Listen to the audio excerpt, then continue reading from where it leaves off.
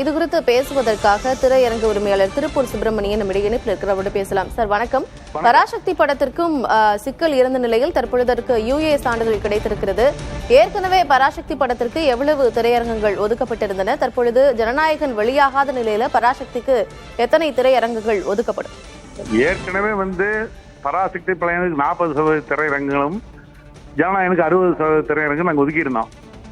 இப்போ பாத்தீங்கன்னா அந்த படமே காலையில சிங்கிள் ஜட்ஜி இருந்துகிட்டு படம் ரிலீஸ் தான், நீங்க சர்டிபிகேட் கொடுக்கணும்னு சொல்லியிருக்காங்க. அவங்க அப்பீல் போயிருக்காங்க. 2:15 மணிக்கு அந்த அப்பீல் அவங்க பார்த்து சொல்றேன்னு ஜட்ஜ் சொல்லியிருக்காங்க. அதனால 2:15 மணிக்கு அந்த ஜட்ஜ் என்னன்னு பார்த்துட்டு தான் நாங்க திரையரங்கு ஒதுக்க வேண்டியதா இருக்குது. திரு திருப்பூர் சுப்பிரமணியன், பொங்கலுக்கு 2 படங்கள் வெளியாகும்னு மிகப்பெரிய எதிர்பார்ப்புகளோடு திரையரங்கு உரிமையாளர்கள் இருந்த நிலையில தற்பொழுது ஒரு படம் வெளியாகல, இன்னொரு படம் வெளியாகிறது. இது உங்களுடைய வருவாயில எவ்வளவு இழப்பை ஏற்படுத்தும்? அந்த படம் கண்டிப்பா வெளியாயிரும். ஏன்னா 2 ஜட்ஜ்மெண்ட் பார்த்ததுக்கு அப்புறம் தான் அது வெளியாகுதா நம்ம முடிவெடுக்க முடியும். நன்றி, உங்களுடைய கருத்தை பகிர்ந்து கொண்டமைக்கு நன்றி.